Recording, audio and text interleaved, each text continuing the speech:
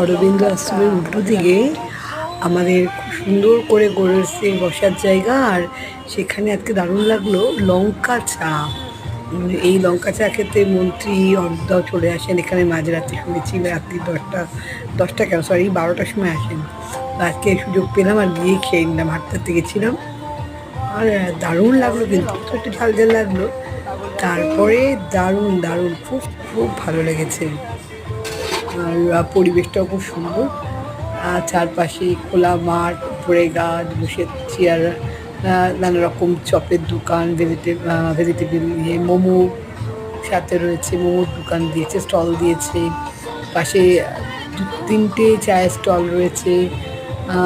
ভীষণ সুন্দর একটা হালকা পরিবেশের মধ্যে বসে নেতাজি নগরের মাঠে খুব সুন্দর একটা আমাদের দারুণ দারুণ খুব ভালো লাগলো আজকে। ঠিক আছে, একটা খুব সুন্দর জায়গায় টাইম কাটিয়ে ফেললাম লঙ্কা চায়ের সাথে।